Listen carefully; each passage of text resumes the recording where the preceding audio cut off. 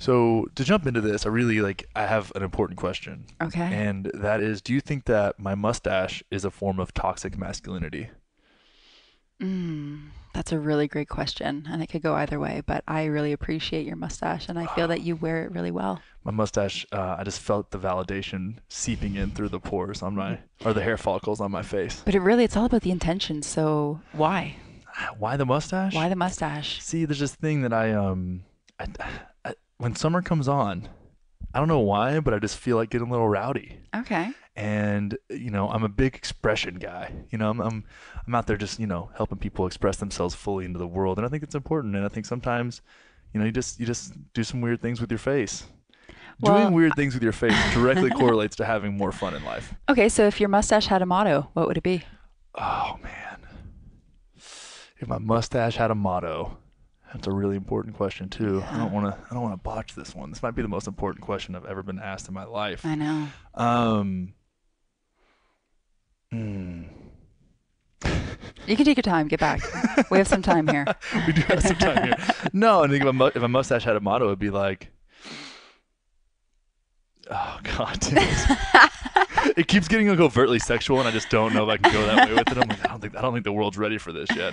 I'll get back to it. Okay, It'll come to okay, me. okay. I'm actually gonna tap into the universe as we're talking, and then I'll get a Mm, divine download as mm-hmm. to what my Good. mustache's Okay, intention is. perfect. Because we have this spiritual bond with the aliveness that's growing out of my under nose area. I understand. Yeah, that's Yeah, sacred. it is sacred. I think it's a form of shamanism in its own way. Mm-hmm.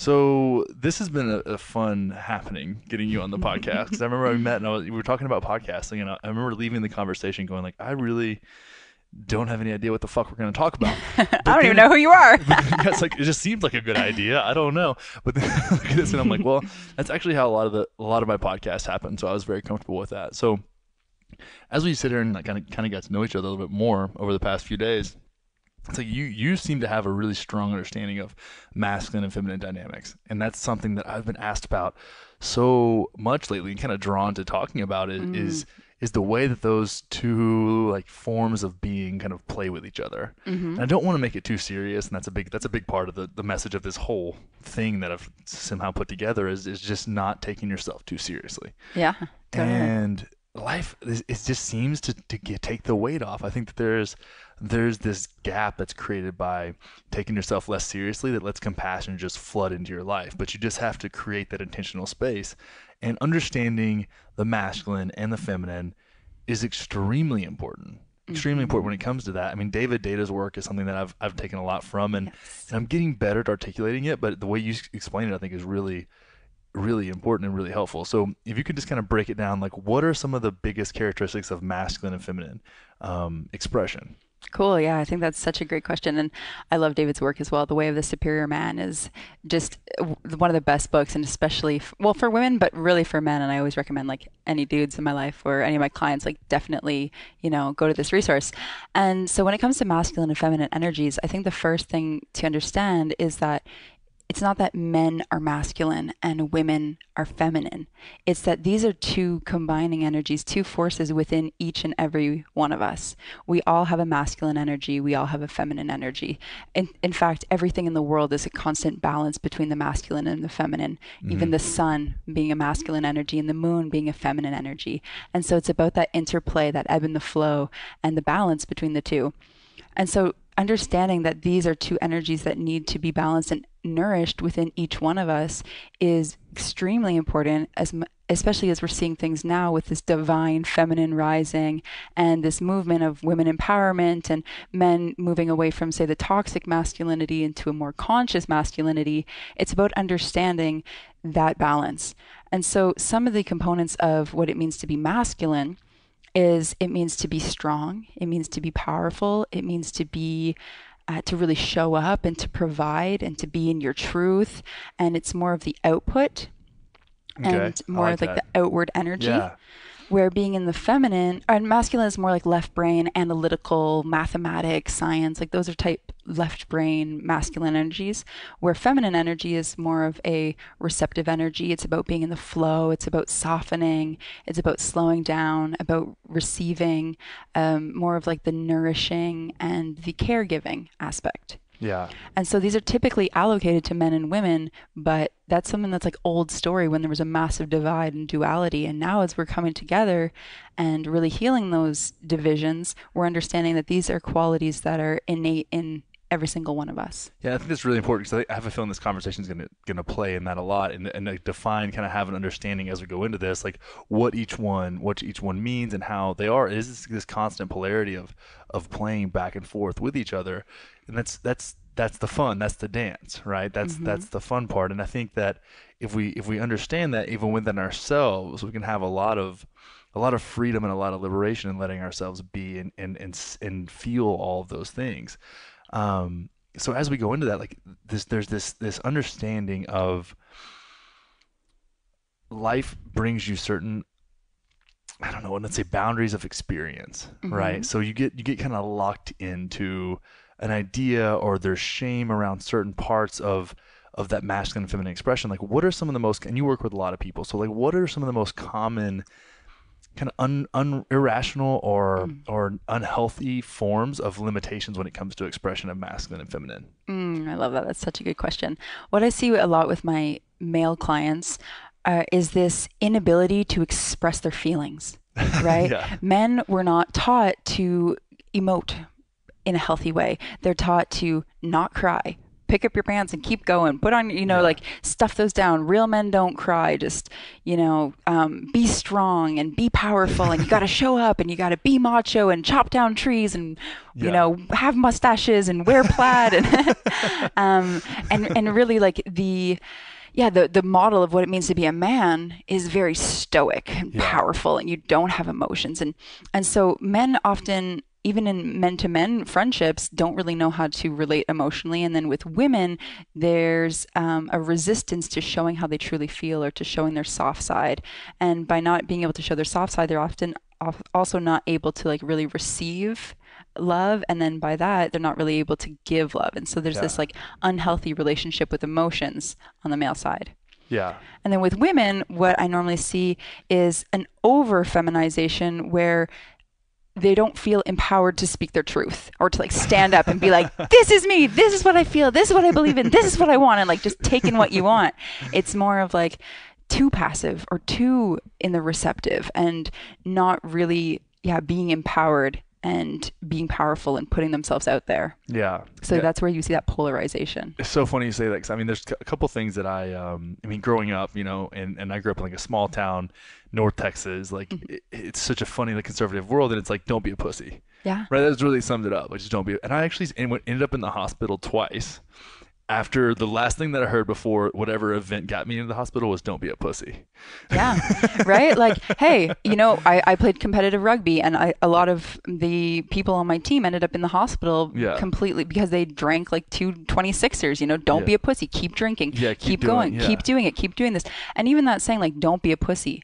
Well, who is pussies? Yeah. Women. And so by saying to somebody, don't be a pussy, because being a pussy is a bad thing, so innately being a woman is a bad thing, and if you want to be a good thing, like that's the connotation.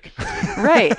But that's still like that's still the connotation of these words. And so it's like, even in the rhetoric of the way that we speak, these underlying tones of like hierarchy of masculine is better than feminine. Yeah. They're playing in the undertones. They are. And there's something that's funny about that too, because we were talking about like how, or something I talked to a lot of men about, it's like you can have feelings and not be a punk bitch. And I'm saying that like in the terms, right? It's like even saying that being a bitch is like not necessarily, it's still more the same rhetoric, and not to support that, but at the same time, it's like speaking the language that's understood, right? Like that's bro language. Yeah, and not being like, pathetic. Yeah. I love the word, like, you can have emotions, but that doesn't mean that you have to be pathetic or possessive or, whatever you want to say. Exactly, but it's being able to like let them out and do the thing, and it really is. You said that even male to male is really challenging, or masculine to masculine is really challenging to like, fuck man, I'm having these feelings. I just had to have that conversation with a friend earlier today where it was like, I need to talk to a man about my feelings because I can talk to a woman about my feelings and it's okay, and they're very like consoling, and it's like I need someone to like tell me if I'm being a victim here, because I mean a lot of times you get that like there's a lot of softness in the way that women approach things, and it's like I don't need that right now. I need to like you want somebody that can hear you, reflect you, and tell you straight what you need to which hear. Is what I do with the lifestyle design work that I do with people is try and like be receptive, offer reflection, but it's very practical and pragmatic, and it's extremely masculine in a lot of the ways. It's like holding the space I feel like more of a feminine approach to things. That's a perfect balance what you're doing. Yeah. You're holding space, right? Being a container, receiving what they're saying, like really processing it, reflecting it back to them, and then giving them like, okay, and now like this. Exactly. This is the path. This is what you get to do. And so it's that perfect balance of masculine and feminine. And we end up, and I think toxic, and we made the joke about toxic masculinity earlier. I think it gets a lot of attention, a lot more attention, but I think we're all just grasping right now as a culture, and especially American culture, because at the end of the day, we have enough privilege and space in our general life that we get to criticize and be extremely critical of a lot of different things that most people, if you're in the wrong caste in India, like you don't give a fuck about masculine and feminine dynamics, right? You're just trying to like eat, and so it's like for us, it's like we need to acknowledge the fact that we have enough space to be leaders and pioneers and a balance between male and female relationships. And I think it's really without anybody being the victim, and I like to say something along the lines of like Mad Men wasn't based in falsehood, and it wasn't that long ago. That was like 60 years ago, right? When it was like, it wasn't secretaries, it was office girls and colored people. Like it's like there was a different, and at the end of the day, like at the top of that hierarchy were like white dudes. Get it. I'm not Don Draper. No matter what my Bumble profile says, like I'm not Don Draper. I didn't do that. But at the same time, it's like I get it. I totally get it. And there is it's an interesting challenge being a man in that way. Not that it's any more challenging or less challenging than anything else, but it's strange to be so shamed for it and then not really have an outlet for it and be trying your damnedest to make it happen. And I feel like women are the same way. It's like it's you almost have to be over the top and embody something that doesn't really necessarily seem authentic just to get your fucking point across. Oh, yeah, absolutely. As being a woman growing up, I was always really tall, blonde hair, blue eyes, slim. I did modeling, and nobody took me seriously in school. People, like, I had to be the best. I had to be the valedictorian. I had to be the top of my class because I felt that I needed that validation. So I was smarter than all of the guys, and I was like, really powerful, put myself out there, super A-type, super overachiever, super perfectionist, because I felt like that was the only way I got validated for having a mind and having an opinion and not just being something to look at. Oh, right? Dude, it's so funny you say that because God, this is gonna sound so fucking self-righteous, but the being attractive thing is very strange. Oh yeah, it is, because you get like I've said this before. Like I'm a 6'4" dude that's relatively attractive. I get preferential treatment.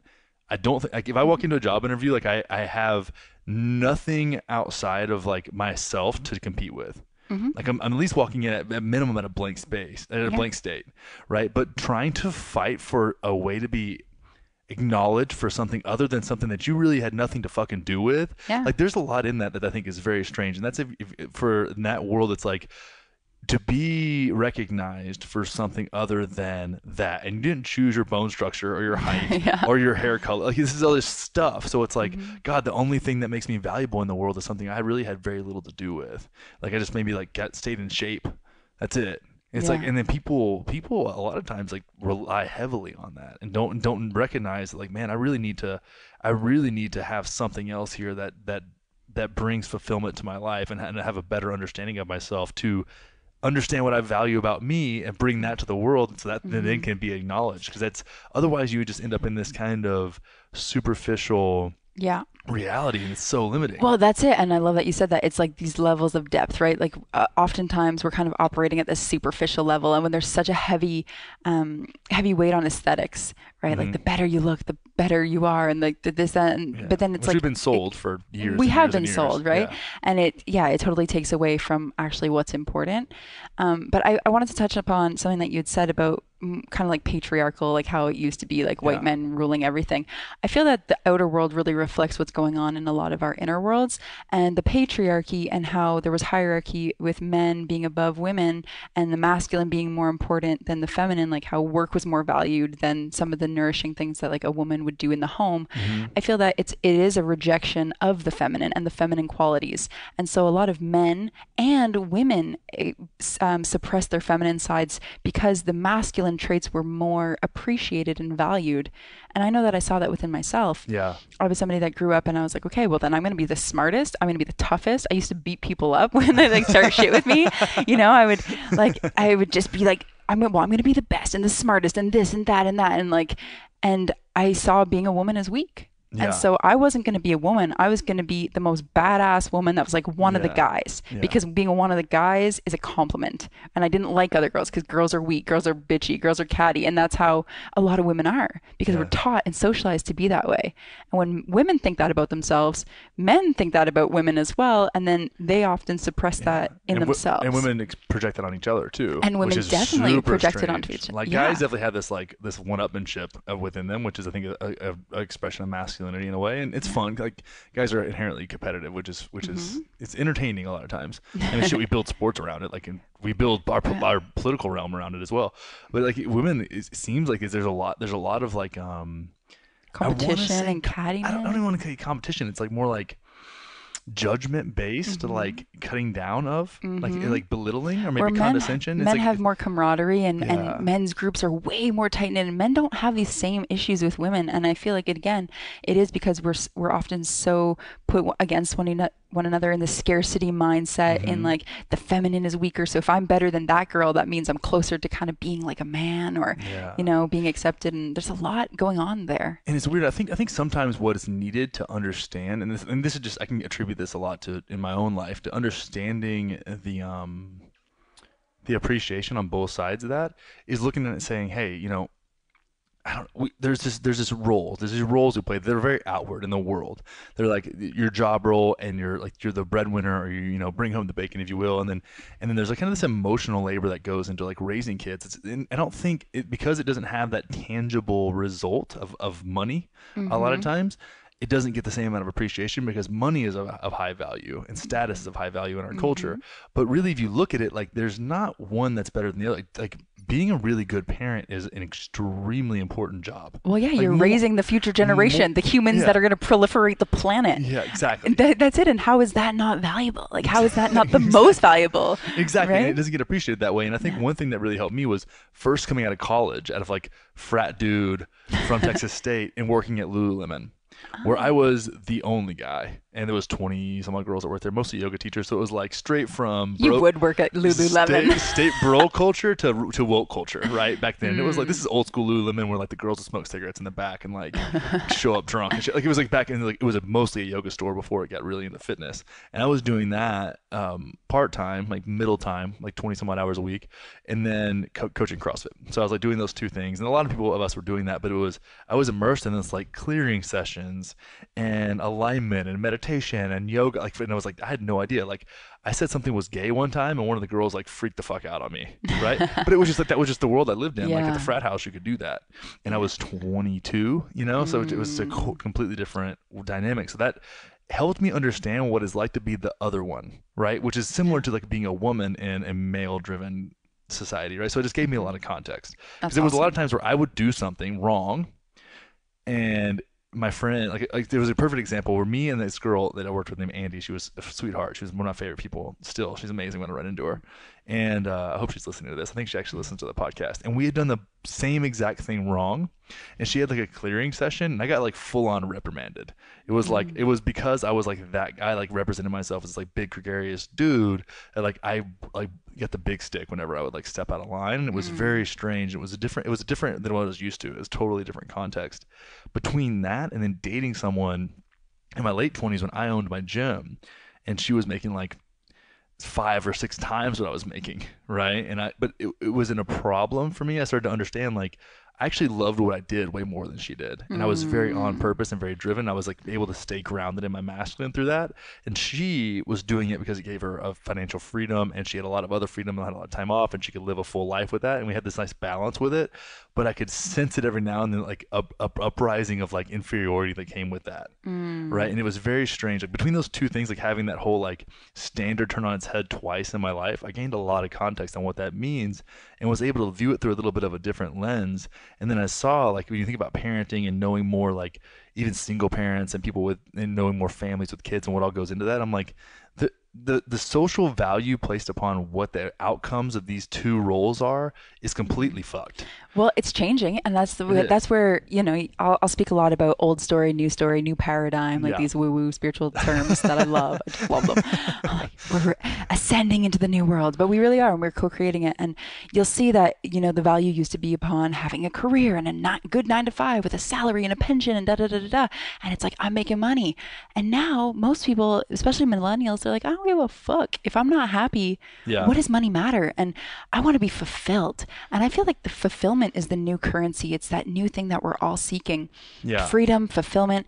And so we are seeing this shift and being in flow. And that's a more feminine quality than just like the masculine. What am I making? What does my portfolio look like? And Yeah. so even in the things that we're valuing, there is this shift happening, which is really, really cool. Yeah, and what is that? So, what are the big challenges to finding fulfillment, though? Because that's the thing is like that we look in this, and it's like you can read a BuzzFeed article about, 25 ways to be fulfilled or whatever. Yeah. But Having a mustache.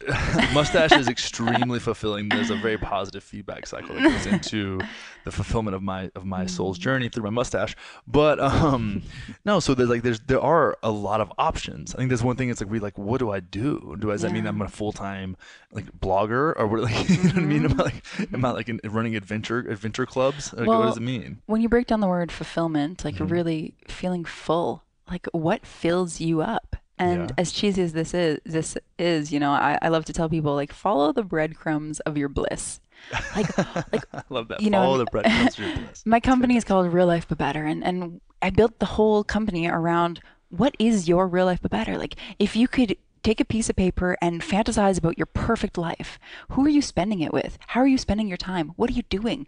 Like, yeah, like look around you, and if you could manifest all of your dreams and all of your desires, what would that be? Hmm. And then really tuning into that and reverse engineering it and creating it, and that would be the fulfillment when you are living a life of love, of happiness, of bliss, when you're surrounded by people that really enhance you and stimulate you, and you know that you're doing work that actually serves a purpose for the world, and you're taking care of others, or you're, surfing every day with turtles, if that's what would fulfill you. It's just really tuning into a more maybe spiritual side of like, why am I on earth? Like, if you believe in your soul, why did this soul choose this body to come and experience life on earth? Like, Yeah. what am I here for? I think that just you're totally onto something, and I want to come back to something you just said because this is I think where you and I are similar, but where we verbalize things very differently. And it's okay. So if you could bring all your desires and wants into reality, like what would that look like? Very good question to ask, right? But again, like there's so many fucking options, right? It's like, well, do I work a job that pays me enough to go travel and do these things? Because that's at the end of the day, you get this is where the masculine comes into play. It's like getting pragmatic with it. Yeah. And this is where people like Jordan Peterson, Mark Manson, these guys like come into play for me big time. It's like Yeah, I love those guys. exactly, and it's like well, I look at it through the lens of what am I willing to suffer for? Because at the end of the day, if you want to fucking surf all day with sea turtles and you don't have a trust fund, like you got to do something. Well, I just spent the last month in Hawaii surfing with turtles, and I'm a digital nomad. I have a naturopathic clinic, Yeah. and it's all online. Yeah. So I literally spend 4 hours in the morning working with my clients, doing teleconferences, getting their protocols out, and then the whole rest of the day surfing with turtles. Yeah. And I don't have a house. I'm a digital nomad. I travel around and I am wherever I want to be, Yeah. whenever I want to be. And so I don't see that as suffering. I think maybe not suffering, sacrifice for. Sorry, like and it's like or, there's or yeah. instead, even the word sacrifice and suffering, I think that these are very scarcity mind terms. Okay. I'm like, what do I prioritize? Yeah, Like, yeah. right, I like to position rhetoric and language in the positive. So what am I prioritizing? And I prioritize freedom, location, independence, mobility, time freedom, all of these things. Yeah. And so I could see having a house as a sacrifice, but it's not, because I just prefer to look at what my priorities are. Yeah, it's about reframing for sure. Yeah. And I think that's where it gets interesting with the fulfillment piece and the manifestation piece, right? Where it does, and maybe that's just me. That's my own projection of like I like to see it as like, well, no, this shit's stressful sometimes, right? Like I like to feel grounded and I like to have my thing, but Yeah. I'm choosing to sacrifice for the fulfillment, and then those. I think one thing I said, like that my definition of success was like a situation where the stress was worth it. Like I didn't have to question it, and it's that I feel very that resonates with me, and I think that's one thing too.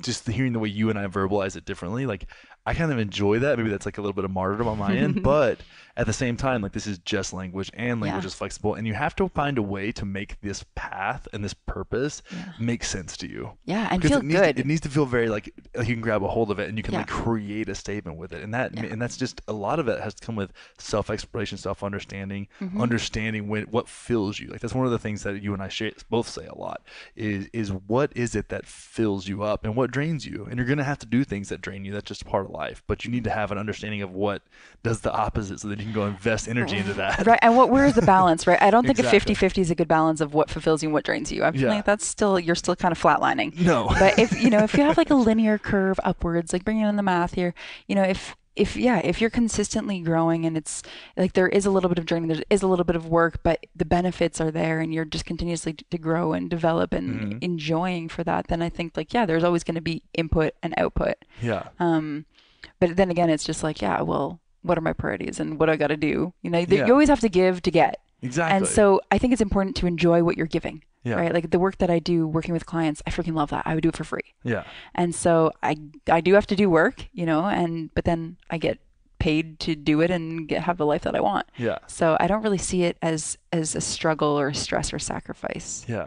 That's But again, cool. I like that. It's about positioning. It It's just is. the It's words I for like me, to choose to make me feel better. Yeah, and I think that's one thing that if I can really unpack that, and I love that we're having this conversation. This is the kind of stuff I love to do on the show. Is looking at it where it's like I think a lot of that has to do with something I want to talk about next, and that's like the connections and the people that are around you, where it's like you feel like there's like this fear of missing out, right? It's like, well, because they have this, they have X, so they can do Y, and I don't have X, but that's like my community, so I don't get to do Y.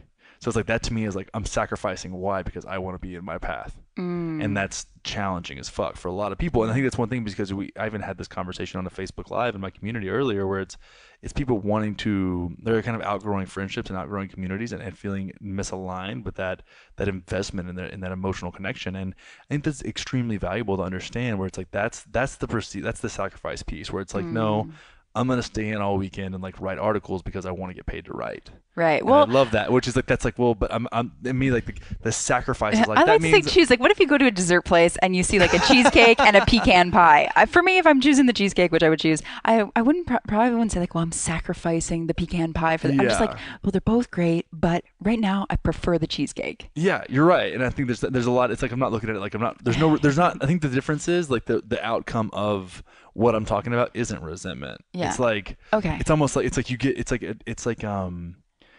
to me, it's like the fact that I use fitness a lot as an example because this is where I spend a lot of my life, and where actually my mindfulness practice came from the gym. So me and Mike Salemi, who's been a guest on this podcast several times, talk about working out to working in.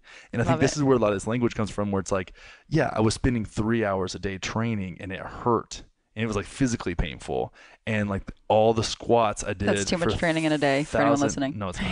It's the perfect amount for what if you want to sacrifice your body for gains. And you're taking proper use of the word sacrifice. Exactly. So I think that's viewed a lot of things through that lens. That's where my whole kind of working out to working in practice came from. That's where breath work came from for me. So it's like, I want the outcome. So like for me to sit and really grind on it was no big deal, but I loved it. Like it's like I love writing. Yeah. I also love spending time with my friends. Like I love both of them. Yeah. And something that's really fun. It's like I'm not like exactly like you're saying with the two different kinds of cake or pie. It's like damn, like they're both good. They're both good. But it's giving up the things that you like, but that you don't like enough or that don't align is really that's where it becomes challenging, especially if you've created your identity around those things. Ooh, I love that. We could talk for hours about identity because it's something that's so fluid and it's not really fixed and it's constantly evolving and changing. That's a whole other topic. Well, no, I think when we talk about community, that's where I was going with that is the way that like you, and I've noticed this around, like there's the people that you're around, like I don't think that you have the same sense of fear of missing out, right? Because you've done a fucking fantastic job of surrounding yourself with people that are like extremely supportive. Thank you. And I think that's one thing that gets a little bit interesting. So what are some of your kind of tips? And this is actually more interviewing than what I thought it would be, but I'm just like picking your brain here. I have answers for you. I know she has all the answers, guys. But what are some of your, when you hear about creating a community around your passion, your drivers, like your mission, when you or fuck, even figuring it out, like figuring out what that even means, and aren't going to project onto you what theirs are, right? That's one of the funniest things I have when like in a community. It's like, well, you should do this, this, and this, and I'm like, you're clearly just telling me to do what you want to do. Yeah. So Yeah. it's like, what does that look like to create a community like that? Oh, that's such a good question. I'm really cheesy, and so I'm going to pull out my cheesiness here. Let's I do love it. I love telling people, I'm like, the vitamin that most people are deficient in is vitamin C, and that's vitamin Oh community. wow, that is the cheesiest And thing anybody's ever it's said so on my cheesy. podcast. I love cheesiness. I even just said I'd choose the cheesecake. It would be a paleo vegan cheesecake, but Paleo and vegan. and like maple syrup instead of white sugar. But yeah, you can eat really well and you can have a great job and you can take care of your body. But if you're not surrounded by people that you love and that you care about, you'll still feel a little bit empty because Yeah. human beings are social creatures. Right? We need human interaction. We need connection. Like I can see you glowing just by sitting here with me right Oh now. wow, So, yeah, yeah. so you're welcome. I think But my mustache is getting warmer by being around you. um, yeah, so for me, being surrounded by community has been the biggest game changer. I feel like I spent most of my life being very, very popular, but very lonely. Oh god, isn't that the worst? It is where God, you're like, people are gonna think like, "What the fuck, you guys for saying that?" Like, no, no, but seriously, like, that's very lonely. Where like Yeah. lonely, so alone, surrounded by people constantly that just didn't understand. They weren't like me. Nobody saw the world the way I Dude. did or believed the things that I did. And I was like, man, I'm either totally crazy or I'm just fully surrounded by people that don't resonate with me at all. dude. You know what that makes me think of? And this is super random. It's The Breakfast Club.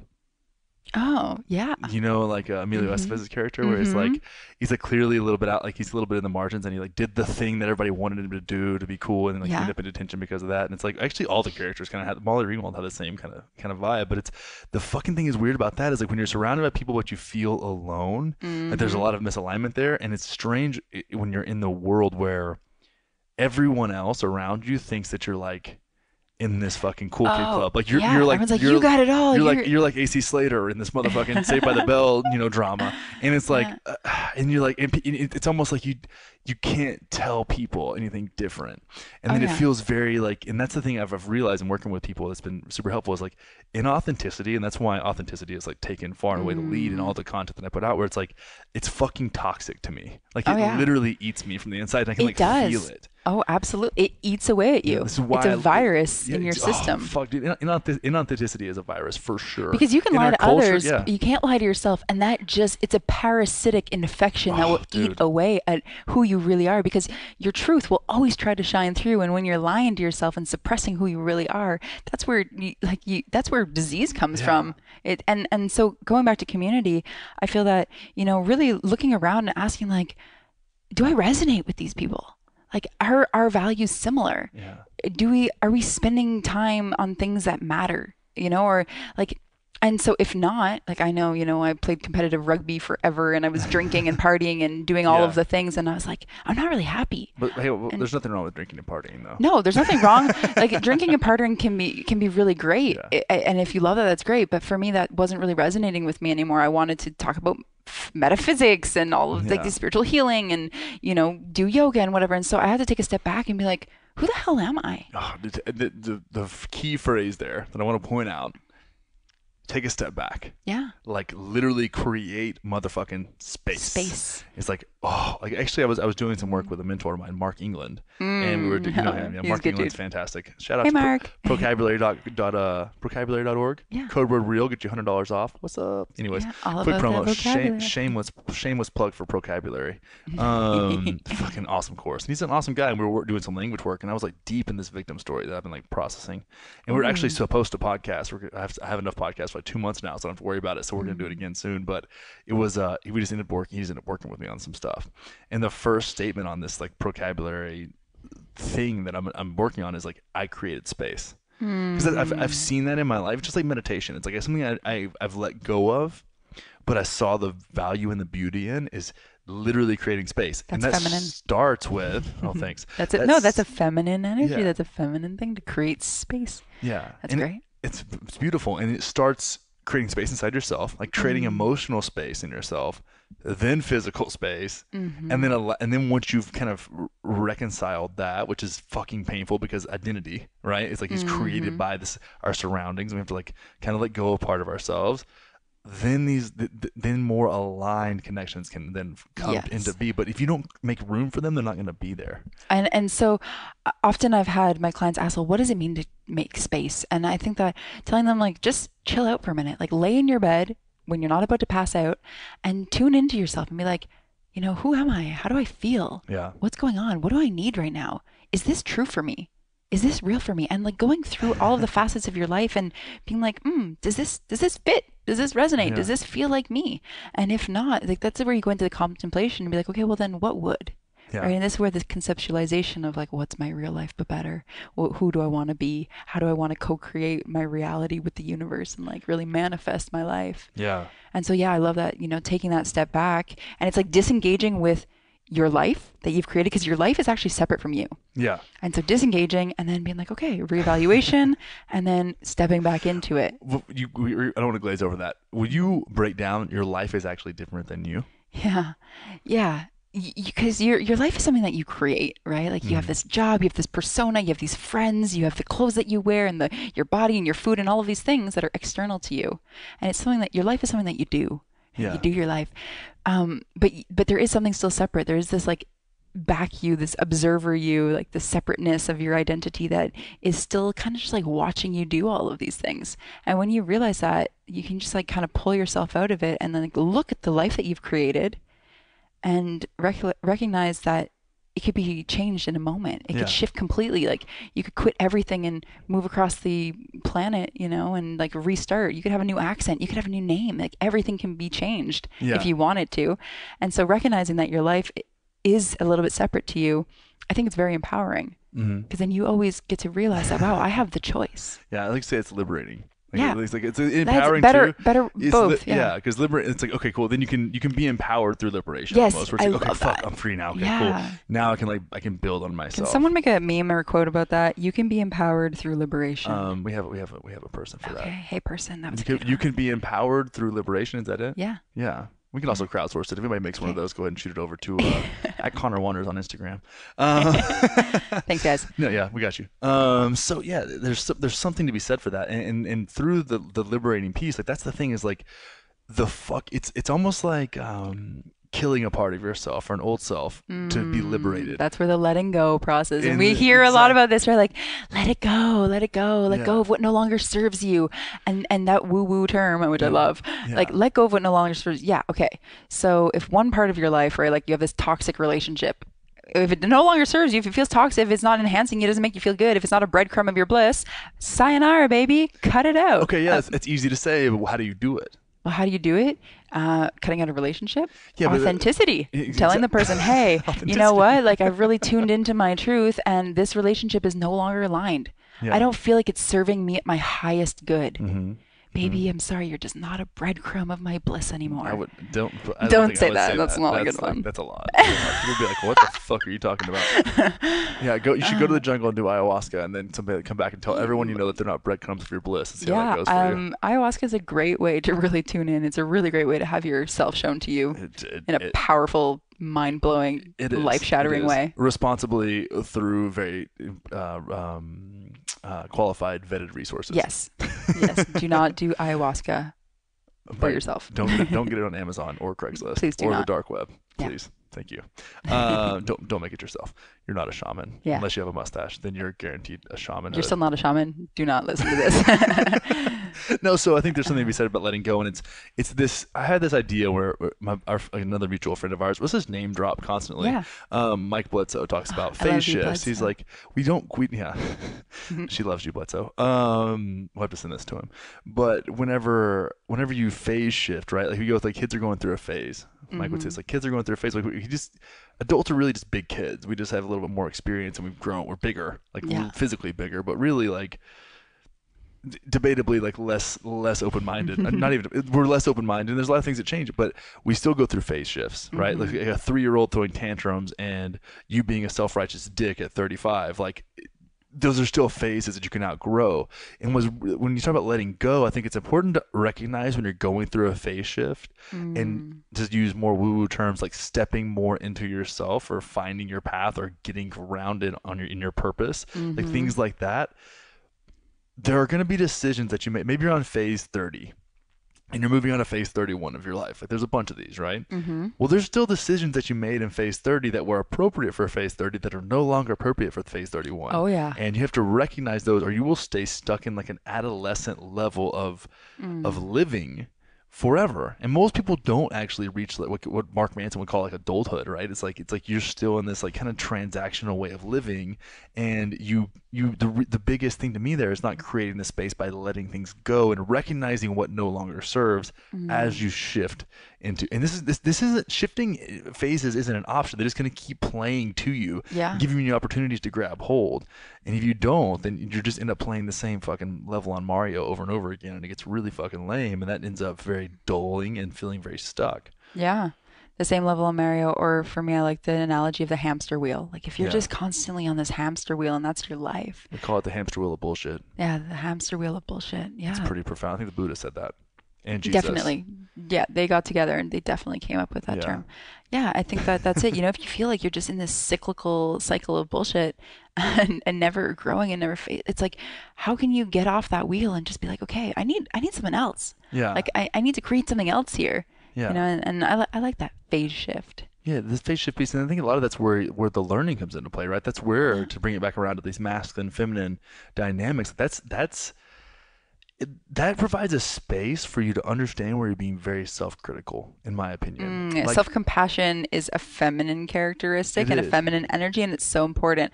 And I love where you're going with this. And I think that, yeah, like taking the time to go back and reflect and, like even just lay in bed and question yourself and go introspective. That's like a feminine energy of, being still and reflecting. And then, okay, what are we going to do with it? What are you going to do with these new What are you gonna do downloads? with it? Yeah. What are you going to, oh, okay, are like, you talking about downloads from the universe yeah, right now? yeah, or Damn, downloads you from your, fucking from your, hippie. from your inner self.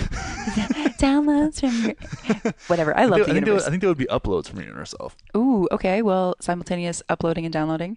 Weird. We're so complex. We're just like internet. like an iPhone of life. We're just a massive computer. We're the Sims essentially. Yeah, basically. But yeah, and so then like, okay, so then you go in, you introspect, you understand more about yourself and like what you want to now do, and then you go out into your life and you do the things. Mm-hmm. And then, you have moments where if things don't feel right or they feel out of alignment or they feel a little icky, you go back in and be like, okay, how can I reassess? And so again, it's like playing with those energies and constantly recreating yourself through self-compassion instead of self-criticism. Exactly. And that's the thing is I say this is like self-criticism is a default for a lot of us, and like being very critical of ourselves, which is important. It's important to sometimes give yourself tough talk, right? Like do Real get your talk. shit together. Yeah. Yeah. Yeah, exactly. Yeah. But it's also there's a point where you look at it and you can explore yourself in a very kind of explore. It's like self-exploration versus self-criticism, right? Where it's, let me just bring awareness to some of these things. Where it's like I encourage people to do that through creating context and creating experiences, and a lot of times breaking patterns. And if you can take a step back and recognize, okay, I'm in these loops in life. Like if you're a Westworld fan, like you're just running on a loop, right? And you say, oh man, I want to break that. Well, it's triggered by something, and then it's a sequence of events, right? Like the neurons in your brain that fire together wire together. So once one gets stuck, it's like there's it's like a set up dominoes, right? Like knocking over dominoes. Mm-hmm. So if some of the best things you can do is just break the pattern. Like do something that steps you outside of yourself. That may mean like going for a walk in the woods, or doing something like that. That may mean skydiving. That may mean going on a date with somebody that's completely super fucking like outside of what you would normally do. That means going to a different club at night and go dancing around people by yourself. Yeah, or saying positive affirmations and doing tapping and writing in your journal. Something that you can just do right away. Like, I like to give the tool to people when they have a negative thought, like, oh, I'm such an idiot or whatever, like these self-criticizing thoughts, just like stop and just be like, oh, negative thought, like reject, send back to sender, like just like you are not welcome here. And then saying something empowering and loving, like, actually, I love and accept myself fully because I'm freaking amazing. Well, do you think that there's something to be said for like tracking down and like investigating those negative thoughts? Like I've found a lot in that personally. So I have a bias where it's like something comes up and it's like, I feel like some kind of negative emotion will arise or negative story will play out. And it's like, for one, I write it down, and then I'm like, where the fuck is this coming from? Because it's coming from somewhere, and it's and these expressions in our thoughts, right? They come from somewhere, and the fucked up thing is, it's somewhere that used to serve us once upon a time. Yeah, it's got you to where you are now. Exactly. It's like maybe some fear process or some kind of like something that kept us out of pain in some time, and it just, again, it no longer serves us in our current state. So you have to almost fuck, it's weird, but I've seen this in a lot of different ways and play out in a lot of different forms. But it's understanding that and diving into it and Yeah. then being like, okay, thank you for what you did and how you Yeah. served me. Yeah. I don't really need that anymore, but I appreciate Exactly. it, and now I can go on. Well, self-criticism, fear, limiting beliefs, all of these things help to keep you safe, Mm-hmm. right? They help to protect you in a way, but they also keep you small. And so by saying like, "Oh, thank you, fear, for trying to protect me and these limiting beliefs for, keeping me where I Yeah. am, but actually I don't choose to follow you or I don't choose to Yeah. serve this anymore." And then bring in a more empowering thought. Of like, okay, actually, I can do this, or I am worthy, or I am good enough, or so it's like taking the opposite and then like really bringing the courage in to like ascend or create or become whatever it is that you're looking to Exactly, move forward exactly. into. And I think one thing, if you sum up the past fucking 25 minutes of us talking, is like, and this kind of came from this idea of living an authentic life, or what I call like authentic expression. Right? I feel like if you can find a way to peel back the layers and authentically express yourself in the world, that creates this positive feedback loop where the world shows you like, hey, thanks for being you. Yeah. And then you can, it encourages you to do that more. And then through that, the groundedness that comes from that, then whenever you do fuck up or you're inauthentic or you do, it's like, oh man, and I'm not so judgmental of myself. Like the inner judge can kind of like has a little bit of a break, and you'd Yeah. be like, oh, dude, okay, cool. That's feedback, that's learning, and something that's really resonated with me as of late is the idea that authenticity is a process. It's not like it's not necessarily even a state of being. It's like this constant, never-ending process, but it's fun and it Mm-hmm. can be light. It's also challenging sometimes, but it's this continual flow Yeah. of I don't want to say work, but It's like a but practice. It's like like yoga. structured play, Yeah, yeah, I love that. And it's a decision and it's a practice and it's like a muscle like you strengthen. Yeah. I'm just strengthening my authenticity muscle right now. Dang, I flex my authenticity so hard. Mm. Working, working that out. Okay. This is getting weird. Moan and groan pause here. Yeah. Speaking of moaning, groaning, Segue. so segue into new topics. I feel like we wrapped that up really nicely in a nice little bow. We probably have like 3 memes that came out of that. Yeah, I like that one. Man, the Realness media on Instagram is going to be just popping off with dank memes thanks to this podcast. And the corny, just be shouts yourself. to Abby, the graphic designer, who is the best, the best. Anyway, so back into this idea of moaning and groaning. I think that there is, and I've seen this in places like our the spiritual bypassing capital of the world, Mm-hmm. with the most feminine men. Encinitas, California. Encinitas. Half of my mastermind group lives in Encinitas. Yeah. Half of every mastermind group was in Encinitas, actually. Oh, okay, I believe it. In the conscious community. Somebody added me to the conscious housing community when I was thinking about moving to San Diego or moving to the West Coast, and I was like, I don't think I want to find a house in the conscious community. Like, if you're in here, like, I don't know. Yeah. Seems like Not enough masculine energy for you there. Yeah, no, definitely not. And that's the thing is, like, I walk in there and I'm like, I feel like a giant. I'm like, this is strange. Well, So, we have that issue. Being above 6 feet, the world just isn't made are you for us. 6 foot? Yeah, I am. I don't know. Oh. Everybody under 6'5" is like just like normal height to me. Well, you told me I was too tall. For what? You said I was too tall? For what though? I don't even know. I was hurt by that. Where did you? Damn, sorry about that. Can't win. Damn, I'm such a hater on the tall people. I think that I've heard that if the taller you are, the more enlightened you are. Obviously. You're closer to divinity. Yeah. Yeah. I buy that. Yeah, it's like you're a receptor, like your feet are grounded and you're, like Yeah. a lightning rod for wokeness. Anyways, We prefer tall people on this podcast. yeah, it's totally biased. Jeez. No, so I think that you see this and it was very strange for me to observe that because it was the opposite of like toxic masculine expression. It was almost like a lot of softies, and it made me feel, or I had these like experience, like some feelings of like, what the fuck is going on here? Because it was such a deviation from what I was used to, and I got the feeling that like, based on my interactions, that it was like there was a thirst for masculine expression in the conscious community. And you talk about and I say conscious community kind of tongue in cheek because I think that's like a little bit self-righteous, and I think that maybe, I don't know. Anyways, we won't go into that, but it's a whole other rant that I'll go on some other time. But I think that there's this place where masculinity gets like put on the chopping block and forms of masculine expression. And especially in these like more outward and overt ways, like you were talking about cutting down trees and wearing flannels and like being like, I'm Canadian, so that's pretty much my favorite thing ever. But yeah, exactly. But it's like a part of that where it's like it's I don't know. I think it's kind of sexy for a fucking man to be a man if you're a woman. Yeah. That's what I've Yeah, heard. it is. I mean, I'm not Absolutely. into dudes that I know of yet. Maybe I'm just haven't reached that. I love a man that is very in touch with his masculine side and also in touch with his feminine side. And I think that that's where the beautiful balance comes in, where it's not a polarity, where it's not just stark, staunch, toxic masculinity, where they're completely suppressed in their feminine, and they don't see any value in the feminine energies. But also, I don't want to be dating a man that feels like I'm dating a woman. If I Yeah. did, I'd be a So, lesbian. but what does that mean? So it means for me, like authentic expression, really be what feels real for you. And if you are a man that's in touch with his masculine energy and you love chopping down trees and building fire and hunting and doing all these things, great, do that. And still be able to express yourself emotionally and accept that you do have feelings. Like know that the Okay. yin yang, you know. Great. I think it's cool when we talk about like feelings and conceptually, like in Mhm. feelings, chopping down trees. Like most people aren't gonna And chop down trees. holding space for women, be Yeah. showing up, you know, being Being available. reliable, available, Yeah. consistent, like Hmm. those are all super important, and I think that's fucking incredible. And those are Hmm. these personality expressions that are extremely valuable. And I think if you're as a woman, like you need to understand like that gets disguised as chauvinism in some ways. Like it's like you just sometimes I think when women are really thirsty for the thirsty. That's pretty funny. When girls are thirsty for for masculinity, it's like it's like almost like at some point it's like fucking anything will do. Just something that's not like a complete no, someone who's not a complete fucking tool, Hmm. right? And I think that's Hmm. funny, really funny, and having those indicators is really important.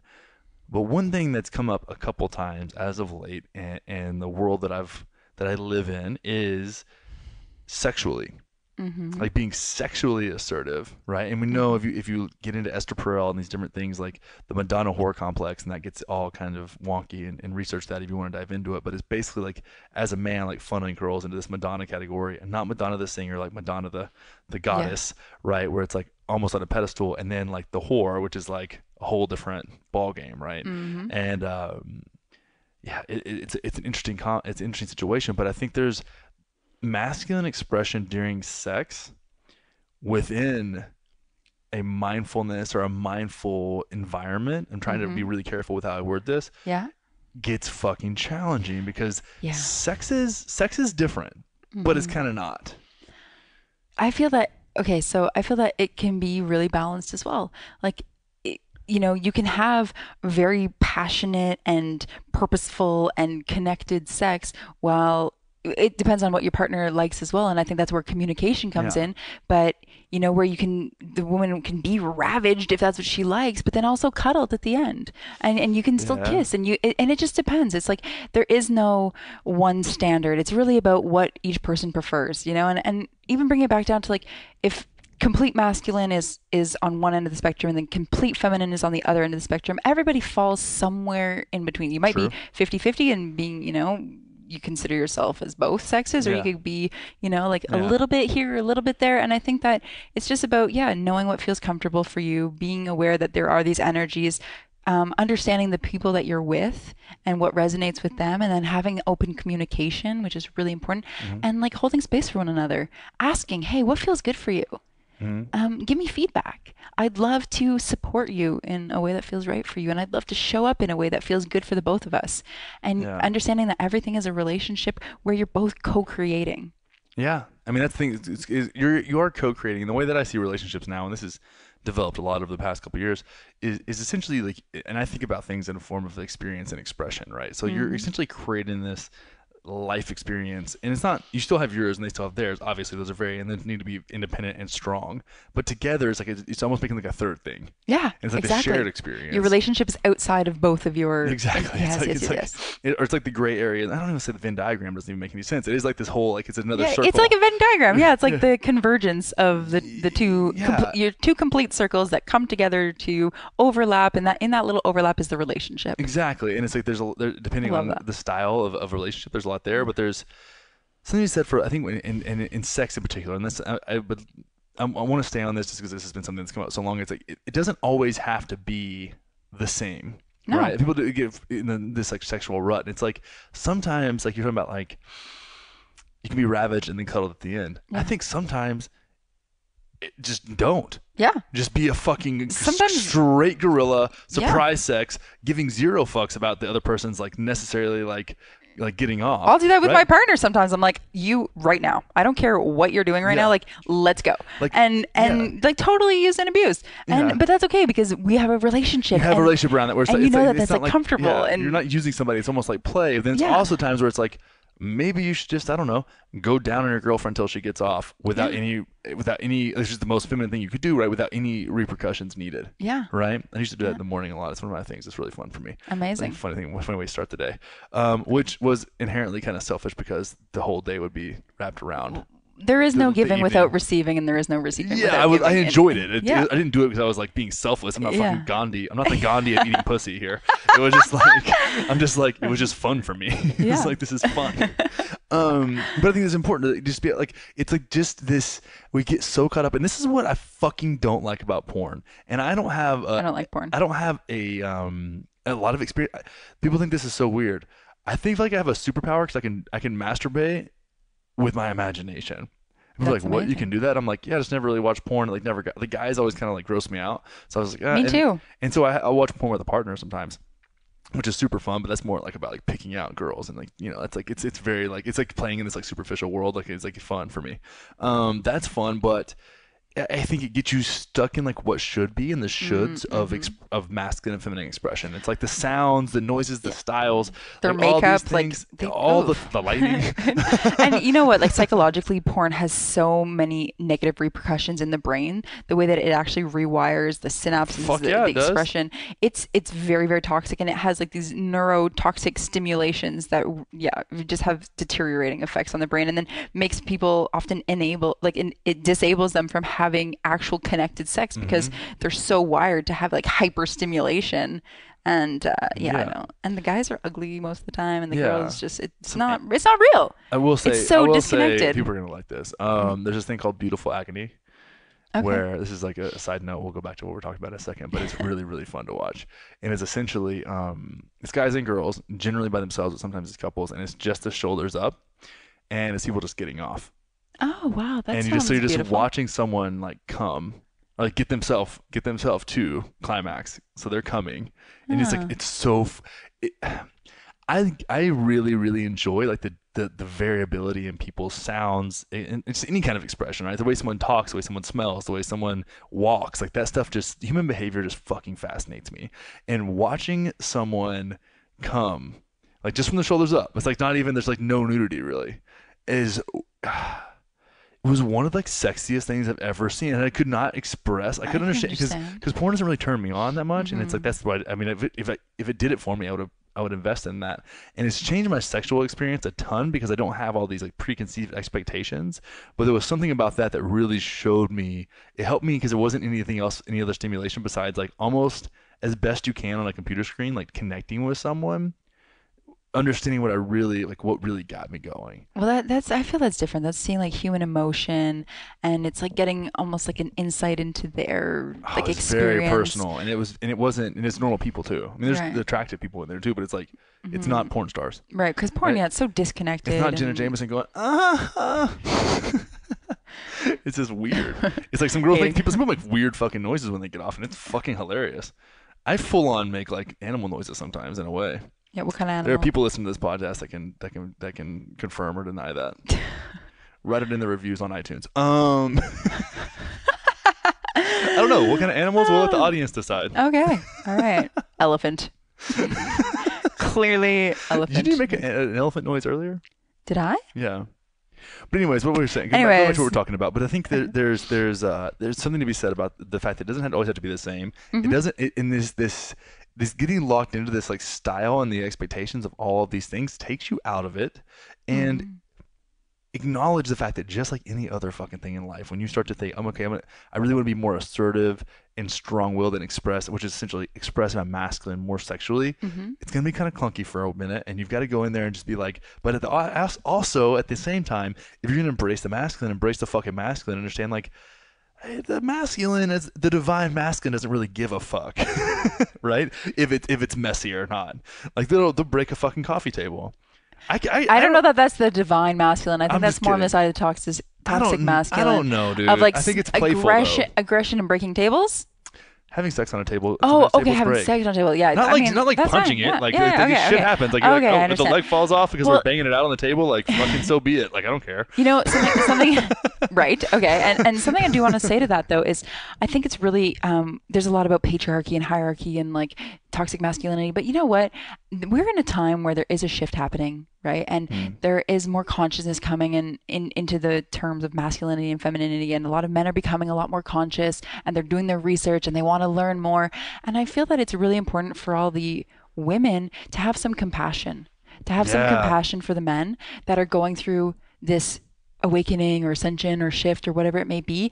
And instead of berating them and constantly shaming them for how they used to be or holding them to what was the past, see men as see men as comrades, see men as brothers, see men as people that are shifting and learning. The brothers thing is kind of okay. Well, not maybe not if you're having sex with them, but in general, having compassion for this process and really supporting one another, and women holding space for men. Other men holding space for each other, coming together in community, having these conversations, being open and introspective as to like what is actually going on, and really bringing in more love and more compassion. And a lot of that's just putting judgment aside too. I mean, and for guys, it's like it's understanding like this is a challenging place for everyone. Yeah. Right. No one's the victim here, but it's like everybody's doing the best they fucking can. Yeah. And like to be a woman now and try and like stand in that, and there's a lot of, like I said, there's a lot of shifting happening, and the attraction is weird. Like the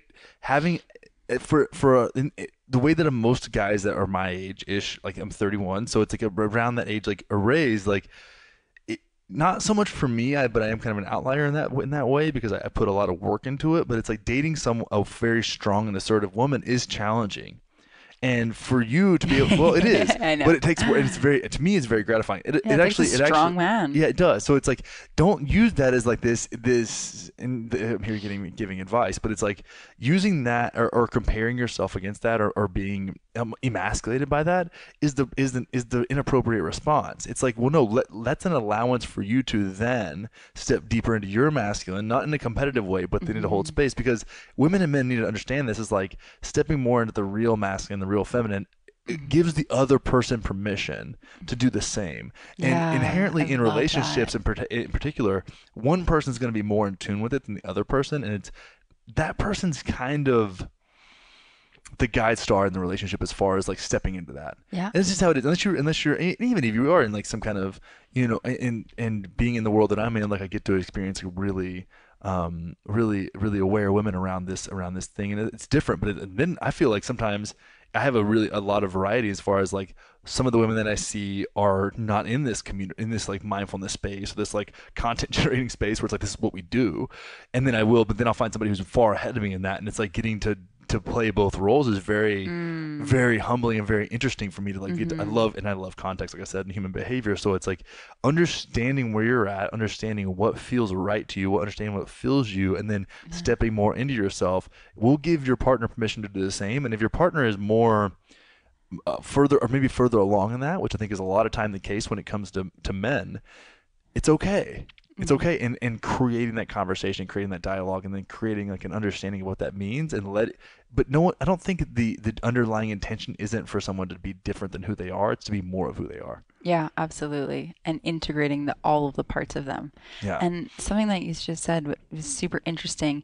I feel like, it used to be like men were very, very masculine and women were kind of oppressed. And now women are like extremely empowered and powerful, and men are kind of starting to like go into more of a feminine and not really knowing their roles. And I think that a man really standing in his masculine while also having those feminine energies and understanding like the emotional side of things and being able to hold space, it will actually put a woman more at ease being in her feminine and being able to receive. And I noticed that for myself as well. I used to be just very masculine dominated.